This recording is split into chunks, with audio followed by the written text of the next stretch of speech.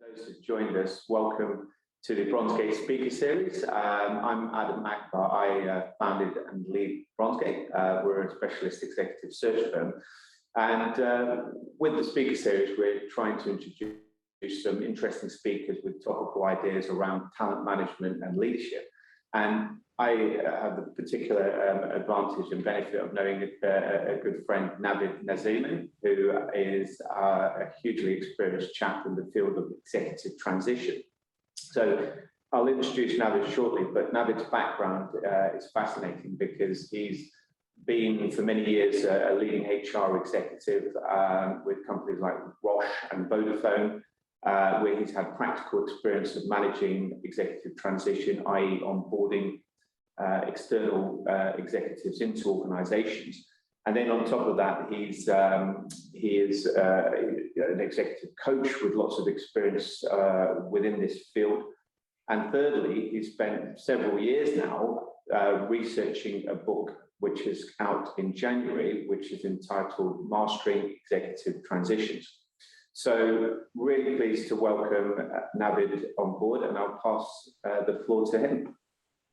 Thank you very much. Hello, everyone. Good afternoon, good morning, good evening, depending on where you're dialing in. It's my absolute pleasure to be sharing with you the key essence of my book. And this is something that has indeed taken me around 7 years to bring to fruition, and something that I feel very, very passionate about. Let me see, and Adam, if you could give me just a quick hint, if you're able to see the slides. Yes, able to see it, thanks. Perfect. All right, good. So this is what oftentimes happens. I get a phone call from a number that is not known to me. And usually there is either the exec or the HR leader on the other end of the line and wants to talk to me about this topic of transition. So they have received the big promotion news, or they are about to make a transition into another organization. And that's how I often contract with leaders. So what are we going to cover today in our short time we have together? We are going to look at what are the most common executive transition challenges. We will look together at what is the actual failure rate and what is the cost of failure to leaders and organizations, before we look at 7 proven interventions that actually work in real practice. So these are interventions that work to make executives more successful when they are transitioning. And there's a short case study that I have in the deck as well. So depending on how we get along, we may also have a look at that. And lastly, if there is any interest, we can also open up the floor to questions and answers, and also take a glimpse into what the future may hold. So first off, what is an executive transition coach? And I get that question asked quite a few times here and there. And the way I would look at it is, you have what is classically a so-called first 90 days advisor. So you may all have heard or read this wonderful book, The First 90 Days from Michael Watkins. And what you see on the left-hand side is someone who's trained on the methodology. So someone who works on the first 90-day framework.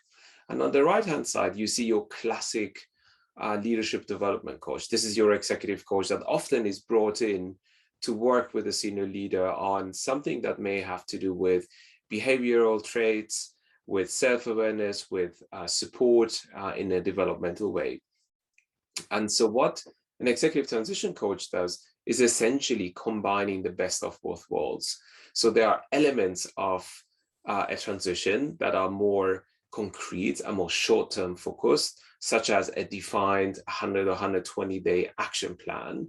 But there will be elements of the transition that far extend beyond the first 100, 120 days. So typically I contract with the executive leaders for a 12 or 18 months period. And that's because the performance cycle in most organizations is around that same timeline. And executive transitions typically last over a year or so. So this is what the term executive transition coach is trying to define as. If we then look at what are common executive transition challenges, there are plenty. And I've 8 of those listed on this slide, but I think some of the more prominent ones are when the executive has been hired as a new exec into an organization.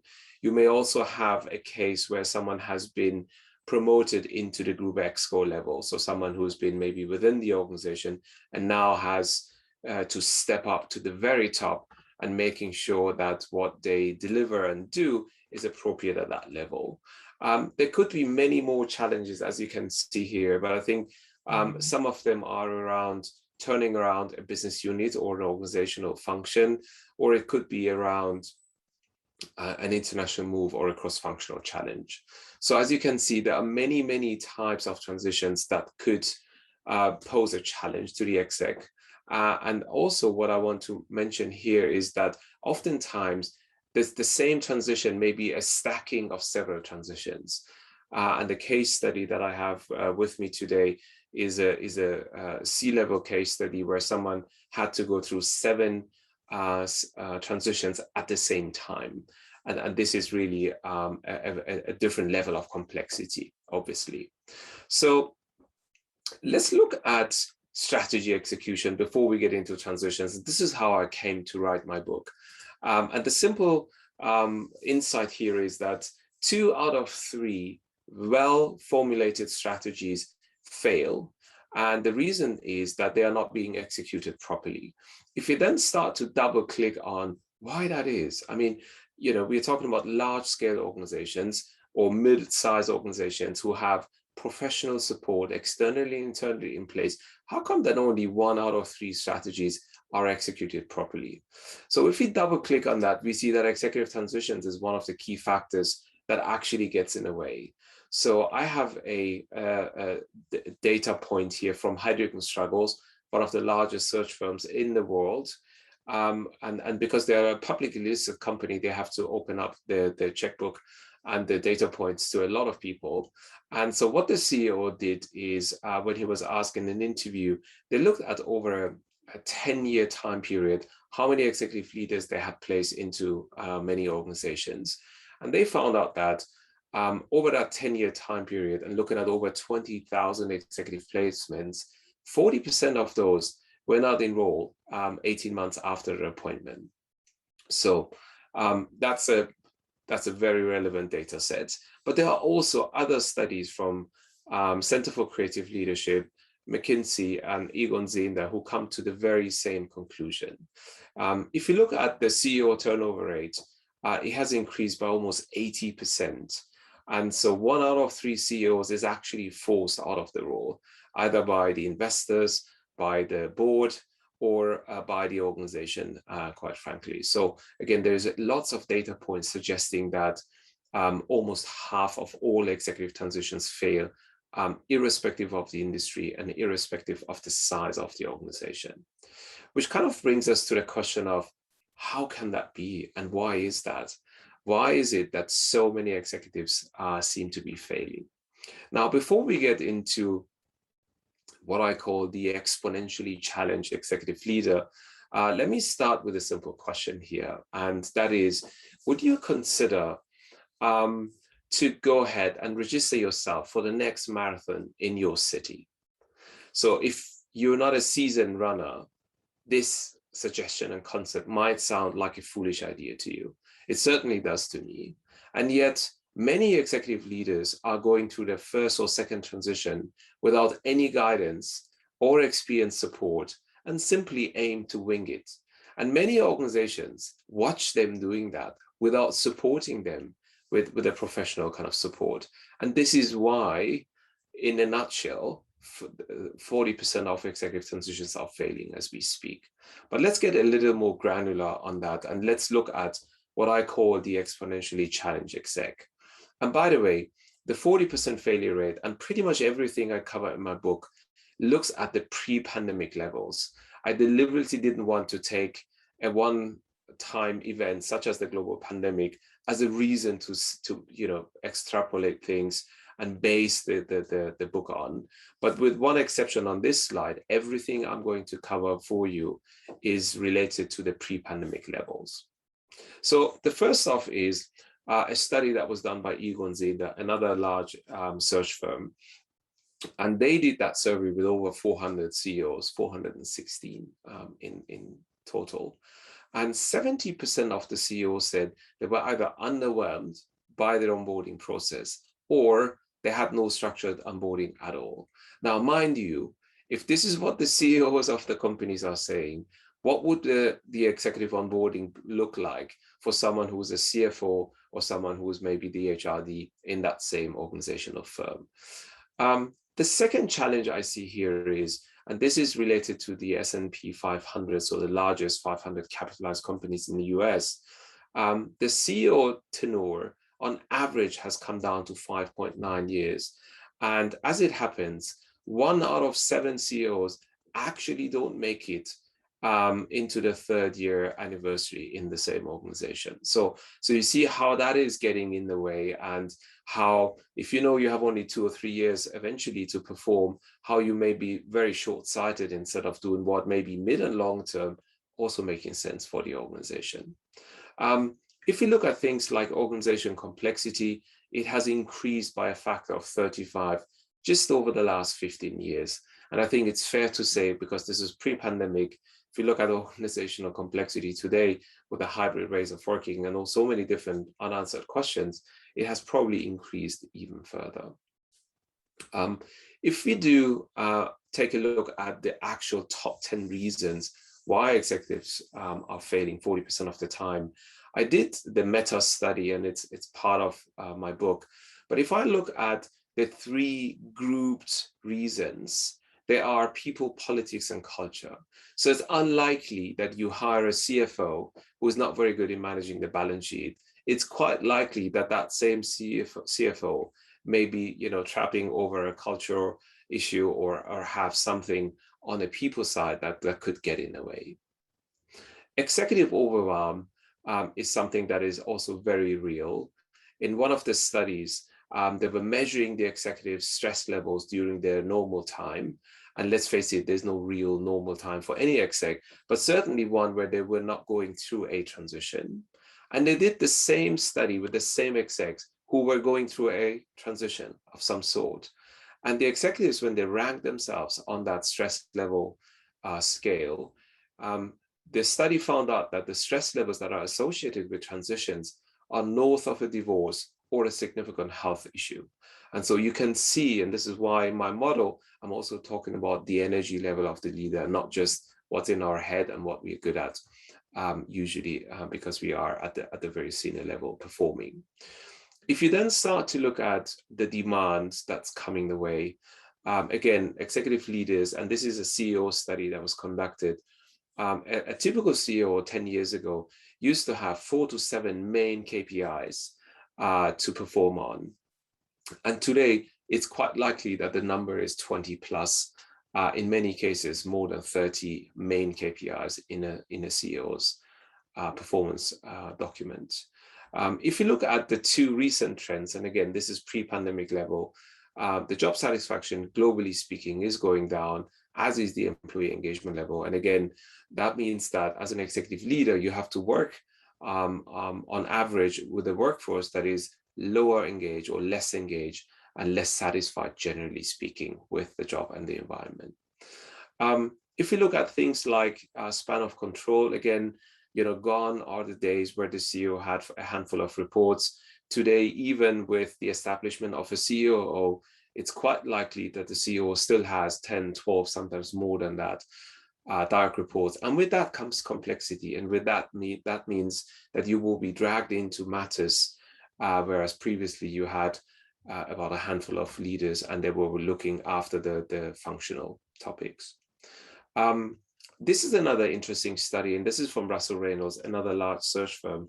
And they found out that 90% of the total cost is spent on the executive hire and selection process, and less than 10% is spent on making that same executive hire successful when they're on board. So again, companies take a lot of money, throw it at the best exec, and then hope that they are going to make it and work out. And there's this inherent belief that if you take the best and brightest, that they're going to make it. And as we know, 4 out of 10 times that is actually not true. And lastly, and this is obviously a thing of a pandemic here, the Great Resignation. I read with great interest the recent McKinsey report where they said that 1 out of 3 people who are resigning right now in the US do not have a job lineup. So people are reconsidering their choices in life. They're reconsidering whether what they're doing is actually the right thing to do. And they may not know what they want to do next, but what they know already is this is not right for me. This is not what I would like to continue doing. So I might as well just hand in my notice and start to figure out what I want to do next. So as you can see, I mean, these are all bullets, and what you see, the kind of the golden color is the executive armor.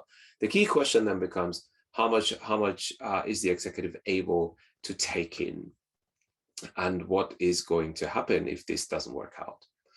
Now, I did promise to you that the cost side is also very important to look at, and we are going to have a look at the cost side of it.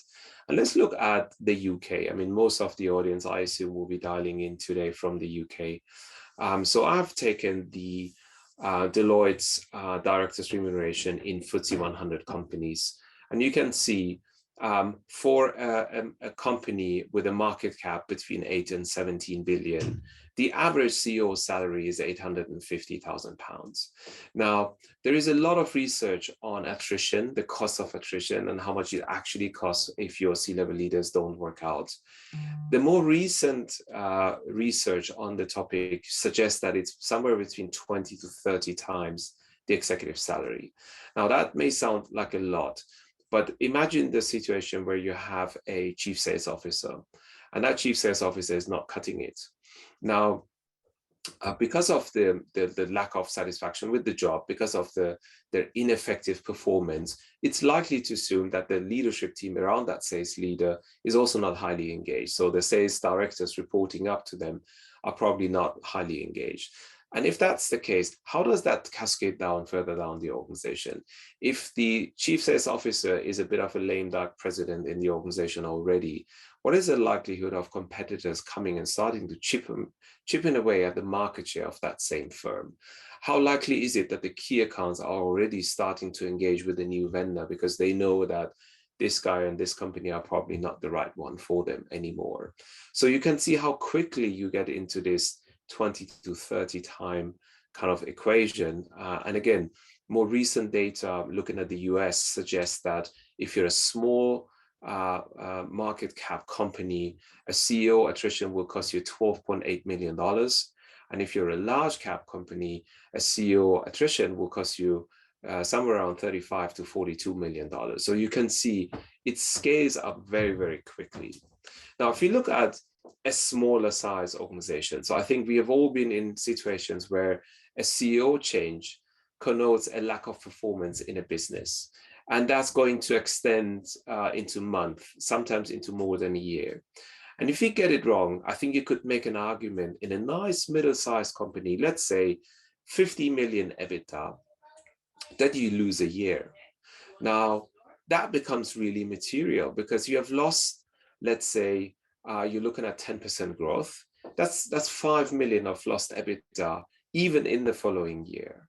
And it flows all the way through to the end of the investment. So that could be, you could be looking at the price tag of 60 million at the back end if it's a 12-time multiple. And it's 5 million in free cash flow that could go to paying down debt or reinvesting in the company. So the numbers scale very big, very quickly into really sizable impact. And the same goes for a small size organization. And we are talking about real impact to the business. So again, we know that it's super expensive to have a mishire. And we also know that this is a study that was done by Russell Reynolds, that 73% of portfolio company CEOs are turned over during the investment life cycle. So nearly 3 out of 4 investments undergo a CEO transition during the investment life cycle. It's a pretty staggering statistic if you think about it. And if you go one step further, almost 60% of CEO transitions happened during the first 2 years when the study was conducted. So again, what is it that the organization can support their leaders with if all they can do is just to hire the best one and hope they're going to work out? I have got some, and this was the easiest research in my book. I got 153 citations, 22 pages of appendix.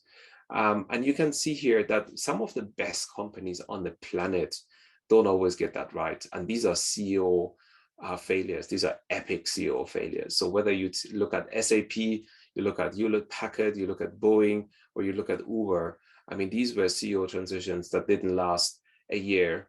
In most cases, a lot less than that. And of course, there was a cost to the organization. And what you see here is just what the CEO was paid as a result of them failing. So this was like the rest of whatever the contractual agreement. But I would claim the most expensive option here is if no action is taken. Imagine that same chief sales officer that is a bit of a lame duck president that's just being ignored or tolerated or tried to be improved in some form or shape. Well, I would claim that that is probably the most expensive option you can imagine. I would also claim that the actual cost to the exec by far extends the cost to the organization. So SAP can surely afford to pay 2 million to the failed CEO. But what happens to that failed CEO if they don't land another executive role that is equally sizable and of magnitude, like the one that they failed at before? What happens if the press and the media gang up on them and, you know, attribute them to all sorts of different failures in that same organization? I would claim that's probably a higher cost to the exec than it will be to the organization. But in any case, we know that it's super, super expensive. Now, what would be then the business case for successful executive transitions? What if we get this right? And I think it's fair to say that there are multiple benefits to this. There are benefits to the individual, there are benefits to the organization, and there are benefits to stakeholders. But just to cite a few of the research from the book, you're looking at basic onboarding to successful transition. Those are the two equations. So you have the leading organizations in that quadrant, and you have the laggards further down here. You see that you can go from 1 out of 3 companies makes a successful execution of the strategy to achieving a 90% likelihood that not just the exec, but his or her entire leadership team meet their 3-year performance goals. You're looking at flat or declining revenue growth and profit margin. That was a fantastic study I found from Corporate Executive Board, to 2.5 times revenue growth and twice the increase in profit margins. You're looking at 40% of all executives are being pushed out, failing or quitting, to reducing that attrition and that derailment risk by 50%, which is substantial. And as you can see here, you will never reduce it to 0. And yet reducing it by half, my God, that's already a big relief in most cases. If you look at the cost of replacing an exec, whether it's 2.5 to 10 times or 20 to 30 times, you can actually not only save that big price tag, but with a fraction, using a fraction of that cost, you can actually help your executive to be much more successful. And lastly, if you look at time to productivity, and again, different studies have different numbers here, but depending on whether you're internally promoted or externally hired, it will take you somewhere between 3 to 9 months to hit the productivity point. So where you start to kind of learn enough in order to start to contribute. You can reduce that by another 50%. So if it normally takes you 6 months to get to that point, executive transition support can reduce that by 3 months. So the CEO or the CFO will get there 3 months earlier. So these were just some examples. And I also want to share with you 7 proven interventions that work in real life and in the practice of executive transitions now. So the first one is the most simple one, right? Make sure you don't spend just the 90% of hiring the right person, but you equip them with someone who is trained and specialized in this space. There are many more people than myself out there who have specialized in this niche area. And again, that support and using a structured framework is the 2 things that are going to give you the biggest bang on the buck. You don't even have to touch your existing onboarding process if you don't have one, or you believe you can't afford one. Just that simple intervention is going to reduce the break-even time by 50% and the derailment risk by another 50%. The second thing you could be doing, this is the second intervention, is looking at what your executive onboarding process consists of. And most organizations, as you can see, somewhere between 85 and 88% of all organizations are very good in getting the admin arrangements done, making sure there is some sort of a business orientation happening, and last but not least, that the legal compliance training and all the formalities that are required are put in place. When you then start to look at what I call the higher value items in an executive onboarding, the number drops to 52 to 29%. So aligning expectations with the team and the line manager of the leader, if it's the CEO, it will be the chairman or the chairwoman, is absolutely critical, and only 52% of organizations spend time and energy getting that right. Organizing meaningful meetings with key stakeholders, not random meetings done by a PA in the diary, but a thoughtful way to say, let's map the stakeholder landscape inside the organization and externally, and let's have the C-level leader going through a structured onboarding, making sure there is meaningful touch points between them and all these key stakeholders, some rhythm, some frequency, and some engagement plan on the back end of that. 1 out of 3 companies get that right. And when we look at cultural familiarization, I mean, culture is one of the 3 group topics that could get in the way. Again, you can see that less than 30% of the companies, in this case 29%, actually get that right. A third intervention is to look at the timing, right? And this is done with CEOs in mind. So these are 3 or 4 different studies that all come to the same conclusion. And what they essentially suggest is, if you're a new CEO, whether internally promoted or externally hired, you get something like 3 to 4 to 5 months to make sure that you have the right executive leadership team in place to deliver the strategy and execute it. You really don't need more time than that. So if you waited a year or longer because you're a bit careful, you don't want to appear to be ruffling feathers, you don't want to be coming across as the brutal new CEO who's been appointed, you actually lose valuable time. And so again, in a normal kind of situation, 3 months should be really enough for you to make that judgment call. And if you have to make some select upgrades to the leadership team, well, then that's what needs to happen, and you don't lose meaningful time. The fourth intervention is looking at the extent of key stakeholders onboarding support. So what this study is not suggesting is ignore your peers, they don't matter. But what it does say is, do not focus too much on your peers when it comes to your onboarding success and support. So where you should be looking is, firstly, your direct reports. So this is the team that you are leading in that new role, and your line manager, whoever that is, if you're the CEO, as the chairman or the chairwoman. So these are the 2 critical components. And it's fascinating for me as also an HR leader to see that the HR support can be either very helpful or not helpful at all. So the HR partner, and I guess this comes back to the quality of the HR function. What is the DNA of the HR function you have inside your organization? Are they any good and any helpful, or are they really getting in the way and actually making sure that the executive is not having a great time and support? Intervention number 5 looks at the gender gap. And I had to delay the launch of my book because I wanted to weave in this final study from BDI. So what they did is, this study is conducted in a normal manner, where they also asked for the demographics at the beginning of the study. What's your gender? What's your age bracket? What is the size of your organization? All that. What they found out is that inside and within the same organization, there is a disparity between the male execs and the female counterparts getting the same level of support, somewhere between 13 to 22 percentage points, which is statistically significant. So essentially what this means is, the organization does not have a structured onboarding framework for the executive leadership.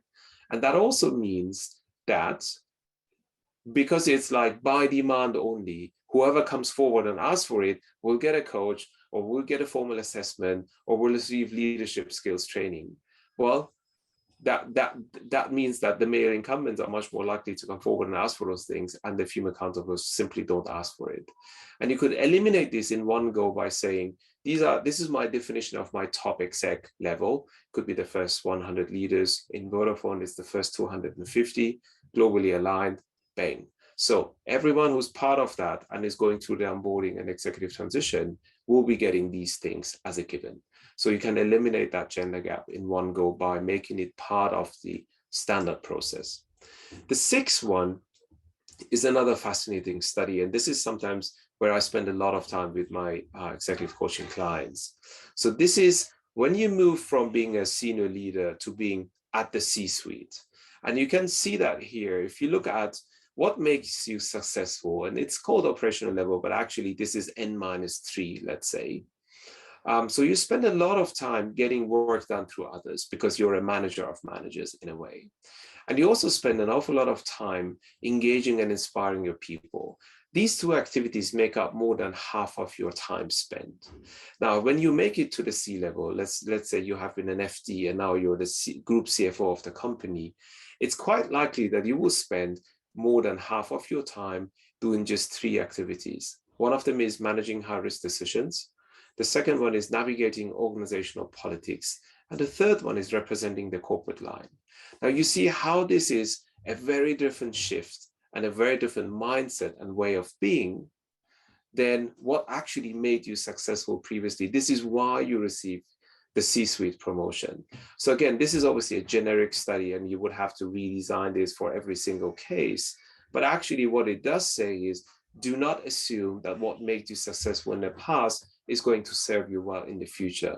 So you need to be very mindful and very much reflective of the past and of the new circumstances and the role, and making sure that you do what is right for the new position. And the seventh and last intervention is, just make sure you apply a structured and executive level appropriate transition framework.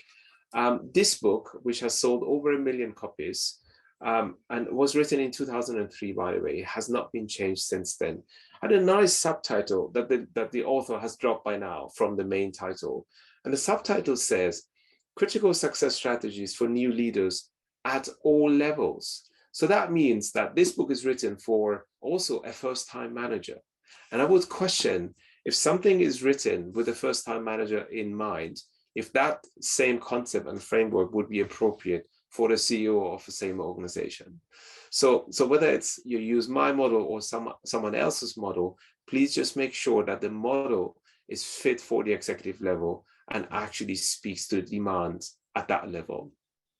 And so now we're going to look at the CHRO case study before I then pause and come to take any questions you may have. So this is the CHRO client, and we contracted on the back end of a call that she received from the chairman of the firm. So this is a large organization, over 200,000 employees. And she had been a very successful CEO who had always operated at a country level, so a partner of the firm. And when the chairman called her up, she was very surprised, first of all, because he told her that the current CHRO will be let go of, something that she didn't expect to hear and know about. But secondly, she was told that she will be the next one to come and do the CHRO role. Now, it was very rewarding, but at the same time quite a thing, because she'd never spent a day working in an HR role. So she called me up and we caught up and we looked at what are the transition challenges that she expects that are lying ahead. It started with the big promotion challenge. So making it into the group exco in any large organization is a big challenge in itself. That will come with a corporate diplomacy challenge, because again, it's fair to assume if you look after 140 country footprint, at the head office in the center, there will be an element of politics involved that you may not have necessarily experienced at the country level. Then there is the international move challenge. Moving from Africa to London is a challenge in itself, and it involves your partner, your children, all the family kind of set up the social network you have. It also comes with a turnaround challenge. Why? Because your predecessor was let go of only 2 years in the role. So there is an inherent expectation that you will come and fix things because what's in the system right now in terms of the HR function is clearly not fit for purpose.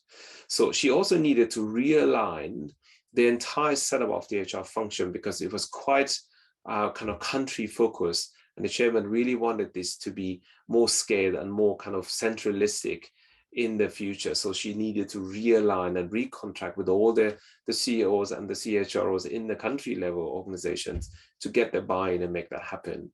And the two last challenges here were, of course, they were a large professional services firm, and they had quite a few challenges in a number of the markets. So you will then need to pay attention to some things that are very immediate and very severe, and some things that are more mid and longer term and more BAU. So you need to divide up your attention to many ongoing kind of battles and wars. And last but not least, what you don't see on the slide is the cross-functional challenge. So you're moving from a CEO role to a CHRO role. Well, that in itself, again, is a huge challenge. So what did we do? We obviously set out to work together, and we started working together before she was appointed. And this is critical as well. So what you see here as the first phase of the 7-phase model in the Double Diamond framework, the first phase is called Discover. This is your pre-boarding or pre-onboarding phase. You can do a lot before you have been appointed because you have time still to make sure that there are certain activities we do. But to be a bit more concrete, I want to share with you what is it that we actually did. So when she got the call and she knew that she will be coming into that role a little less than 2 months away, she and I started to look at, okay, let's look at the key stakeholders, let's map them, and let's make sure that she gets, as soon as it's announced, she gets to meet her HR leadership team, the one that she's inheriting, but also let's make sure that she's meeting with the members of the Exco, because those are key stakeholders that she needs to start to liaise with. We then reflected on, you saw this kind of pie chart with the color codes on what is the new role, what is the new context, what is it that in terms of time frame, how much do we have, and what should be the outcomes of our working together? Where does she have the biggest challenges and kind of lower levels of confidence, and where we need to kind of double click on in our working together? So she started doing all of that, and as soon as the stakeholders were mapped, she could really hit the ground running on day one and starting to engage with those key stakeholders already. We then set up a process and assess her existing leadership team, the one that she inherited. And there was particularly 2 members of that leadership team that were quite challenging. One of them who had expected to be asked to do the top job, and she wasn't even asked. So she was very disruptive and very disrespectful. Another one who was just tired. This was the 4th CHRO she had seen, and she really wanted to kind of do something else. So clearly she needed to make 2 upgrades in that leadership team, but also set the performance standard and establish what is the way of working together. We then would always prepare her for the crucial conversation. So she had a meeting with the chairman every 3 months. She and I would sit down and meticulously plan that event. It was only a 1 hour face-to-face, but that 1 hour face-to-face had to be really planned for. I would get her to pitch to me what are the key messages she wants to land with the chairman. And we would sometimes record that and play it back to her so she gets to see how she's coming across and if the key messages are landing or not. And we would always take time, even if it's 5, 10, 15 minutes on the back end of the meeting to see what worked out and what went well and what didn't and what she can improve on next time. And lastly, we did a few other things together, but I think that the way I look at this case study and the reason I choose to bring it into the book is it was a very exceptional one. I mean, it's rare you have 7 challenges in one go, but that particular individual got an outstanding performance rating in their first year in the role. And that is unheard of. It's always easy, you know, that every firm has got a performance calibration curve. And it's always easy to say, you're the new kid on the block. You can't be exceeding expectations in your first year. You're still learning, you're still wanting to contribute, you're making sense of this. But actually, not only did she get an outstanding performance rating, but she got an early contract renewal. So she didn't end up with a 2-year contract as it would have been the case, but she got an early extension in just to reassure to her by the firm and the chairman that she was the absolute right hire and the right person to bring into the role. So with that, I would like to conclude. Why are executive transitions so hard? Because executives are exponentially challenged. We know that the cost of failed executive transitions is enormous, 10 to 30 times the executive salary. We know that it's super lonely at the top, partially driven by the fact that HR is not really giving a lot of support to executive leaders when they are going through a transition. We know what works because we looked at 7 different interventions that could help an executive in transition to make the journey successful. And lastly, we now know that success is not a matter of luck, but success can be planned for, like a marathon, and professionally accompanied. And with that, I would like to hand back to Adam and open up for questions and answers. Thank you very much, Navid. That was excellent. Every time I hear the statistics, I'm both in shock and disappointment, especially 20 years in executive search. It is such a surprising level of failure, and it seems to be consistent across many, many years. So it's great that you're taking this on and looking into investigating why and seeing if there is a solution. And certainly it seems as though one of the solutions is looking at the onboarding process and coaching executives to assimilate better into a culture. Certainly food for thought. So we've got a few questions from the audience, which I'd like to go through with. One question is, as an organization, what is the single most valuable thing an organization can do to positively impact executive transition?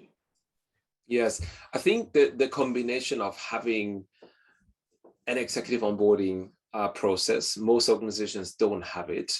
Many organizations have optimized the onboarding process for the masses to the detriment of the executive leaders. So everyone will get on day one, they get their gear, the laptop, the tablet, the smartphone, they're set up in the systems, they have a working email, it's all functioning. And that's great. For 99.9% of the organization, that's perfect. But as we learned, for the executive level, that is nowhere near sufficient. So the first thing they could do is to have a process and support the exec with a coach. I think these two interventions in combination is probably the starting point. Excellent. And you mentioned the benefits. It'd be great to elaborate a little bit more on the benefits organizations and individuals get from getting this piece of the jigsaw right. I'm sure there's many, but it'd be great to articulate some. Sure. So again, I dedicated almost half a chapter to this topic. So if you look at it through the individual lens, we do, so assuming that the transition is successful, what is the upside of that? We do minimize the likelihood of derailment. This is for the executive leader. We do mitigate key transition risk because there's someone who's done this before with many other execs who's supporting the exec with that same ambition. It actually increases quite a bit the role satisfaction. So you will have an executive that is highly motivated because not only do they get the support, but they are seeing results earlier and more quickly. And in the end, it maximizes the executive leader's effectiveness and performance in the role. So for me, that will be kind of the bucket when we look at the individual benefits. If we then move on to the organization side, it clearly reduces the risk of high stakes placements and mishiring costs. I mean, imagine if you have had 2 failed, I don't know, CFO successions over a 2-year time period, what's going to happen to the price tag of that job in the external market? I mean, if you were to talk to any candidate and they have heard about those failures, well, the good ones are going to say, thank you, but no, I'm good. And those that are really in it for the money would just try to negotiate an enormous package. And this will be the wrong motivation for them to come in and do it. But it also increases retention and engagement in the same organization. It develops a more supportive culture, generally speaking, and it reduces what I call organizational anxiety by sending signals of proactive and thoughtful leadership. So you don't have an organization where almost like a carousel, there's an exec coming and another one kind of flying out of the flying wheel, but you have a more stable and more fit for purpose kind of exec leadership team. And even if you look at the stakeholder lens, and this is the third bucket, it clearly gives investors and the board more confidence. So they know that this is something that is done well in that organization. There will be a greater alignment between the organizational strategy and the cultural execution, as we know that it happens only 1 out of 3 times. And last but not least, it really provides a platform for thoughtfully engaging external stakeholders. I mean, a lot of young people these days, when they're joining organizations, they want to know about some of the other credentials of the organization, and sustainability and leadership sustainability is another one to look at. So this could be the kind of looking at the three lenses and what would be the upside of getting this right. Yes, thanks. And I can echo that sentiment, because if you look at private equity, for example, we work across corporates and private equity, but in PE you have a specific deal cycle, 3 to 5 years. And if you have failed a C-suite executive transition during that period, you touched on it in your speech, and that has a material impact on the exit valuation. So you can actually put success and failure of executives in real terms and calculate them along those lines, which really reinforces the point that we need to get this right. So fascinating. One question that was posed, which I think is quite interesting, organizations seem to always have some element of onboarding and transition for junior members of staff. They're assimilated into the culture, you know, they meet people, they get indoctrinated into the values, but we seem to not do that for the C-suite, and that's an organizational-wide thing, small company to big company. Why is that? Yes, so I guess that's a question for the HR leader of that organization. But my kind of way of looking at it is sometimes all these kind of basic and more generic programs seem to stop at the first 2 or 3 levels in the organization. So even if you have a leadership development program, which is a structured, I don't know, 6 or 9 months intervention with 2 or 3 modules and some action in between, it usually doesn't apply to the very top. So that's part of the answer why that is. The second part is, you know, executive transitions is a highly customized and individualized approach. So it does take resources. You can't send the e-learning link to your executive leader and say, good luck, here's the annual report, here's the strategy paper, you know, just get on with it, which is what's happening in most of the cases. And sometimes the PA is making some random appointments for them to meet stakeholders. So you really need to give it time and attention. It requires a resource of some sort to make sure that internally the process is kept up to date. What is the cultural onboarding, the leadership onboarding, all of these elements are done properly, but also it takes ownership. I mean, some of the best companies in the world have their own executive leaders taking part in the onboarding of the other execs coming on board. So if the CEO of the company, if the CFO of the company, the CHRO of the company take part in onboarding other C-level leaders, well, then I guess that is an important process. So there are many, many reasons for it. But I think the most obvious one is the process is optimized for the masses, but not necessarily or to the detriment of the executive leaders. Great, thank you. And I think there's a theme here that you do need a framework for onboarding, which a lot of organizations lack. Something you mentioned in your book is the double diamond framework for executive transition. Would you be able to talk us through that? Oh, Adam, that would take a long time. That's 2 chapters of the book. It actually is, I've been cheating. It could be 4 chapters. They're just much longer than the other chapters. But what I would say is, I think there's absolutely value in having a structured onboarding framework for the executive level. So this is the first thing I want to mention. So whether it's my model or someone else's model, Egon Zehner has a model as well. So it has to be one that actually works at the very top. And the second thing that works with these models is having an accountability partner, you know, not just sending it to the exec and hoping they're going to learn and do it, because chances are, you know, things come their way. As we saw, they're exponentially challenged already.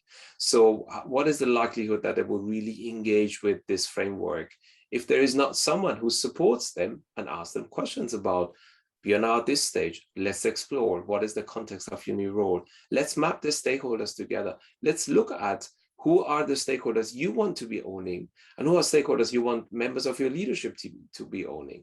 So it gets really, you get into a working rhythm a lot quicker if you have that accountability partner. And hopefully, and this is the irony, a lot of organizations engage leadership development coaches to support their execs. And the leadership development coaches don't know where to start, because all they do is, oh, I need to fix this behavior, or I need to amplify this leadership aspect. that's great. It could be part of the solution, but really, this is a whole different category. And I always use the example of a GP, Adam. I mean, God forbid, if I had a heart issue, the last person I would want to see in the world is my GP. I mean, bless her, she's great. You know, if I've got a headache, I will go and see her, or a cold or a flu. But if I had that particular heart issue, I would want to make sure that I go to the absolute expert in that particular category.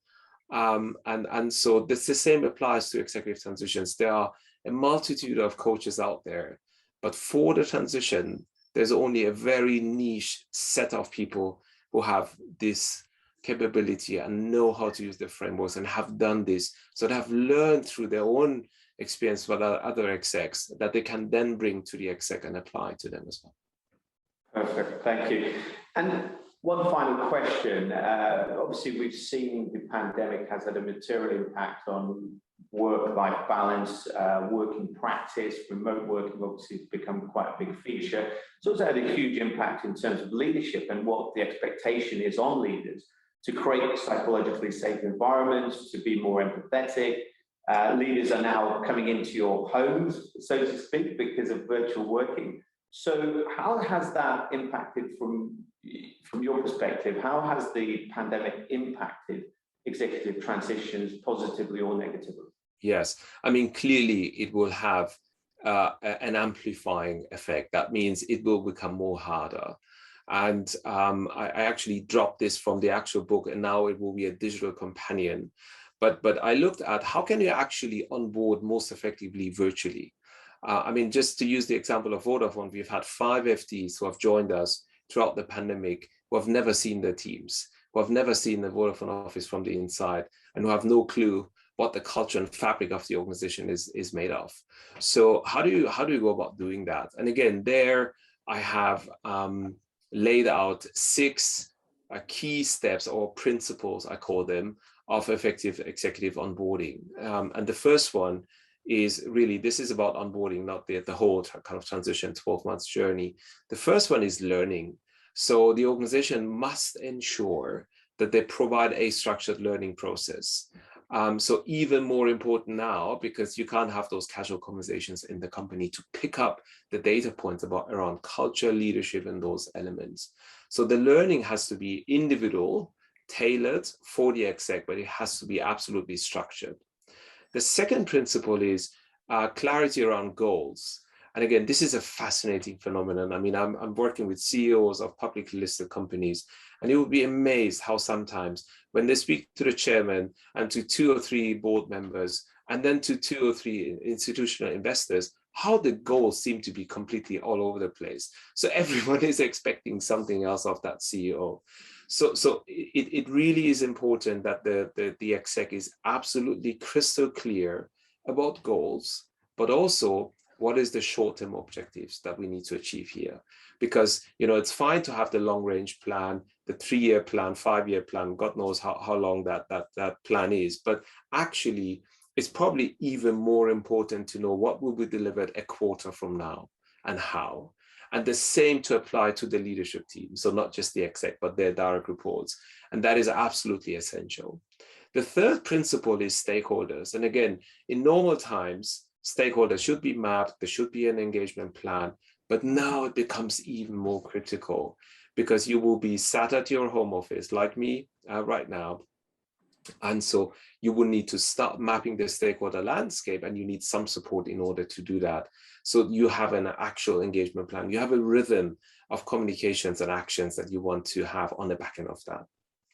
The fourth item is, and this is what tech companies are generally very good at. We do that in Vodafone, but I also know that Microsoft does it, Google does it, and others do that very, very well. IBM is very good at it. They assign a virtual onboarding buddy. And it sounds a little silly because, you know, you can also assign buddies to trainees and graduates. But actually, this is a senior level buddy appropriate to the exec. And what the buddy does is, you may have questions around the organizational culture, around decision-making, around how things are done in that firm, that you may not be entirely open to ask of your line manager or your HR partner. So the buddy will help you to pick up those cultural cues and make sense of them, and things that look silly or don't make any sense to you, you will be more open to open up to someone like that, and to your coach, obviously, then maybe to your line manager.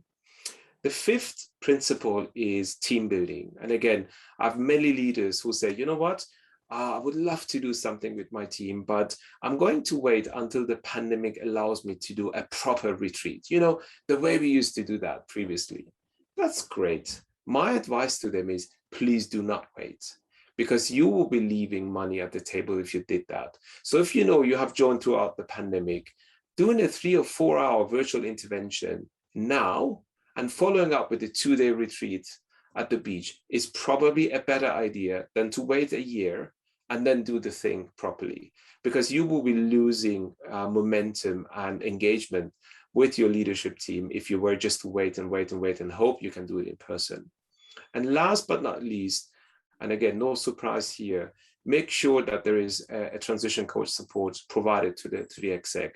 And again, those are the 6, what I call the principles of effective virtual onboarding for the executive, and something that is unprecedented and something that is a bit new right now as we speak, because in many countries, you still have a lot of restrictions and limitations around going back to the office. And in Germany, UK, in particular, the case numbers are going up. So I think it could be quite likely that we are hitting a 4th and God knows how many more waves along the way.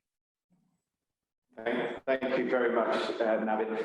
No, it's interesting because they often say leadership is a lonely job. And I think this sort of platform where you've got buddies, where you've got an organizational focus on leadership success, actually makes the job less lonely, and therefore potentially drives success just by that, because you feel involved.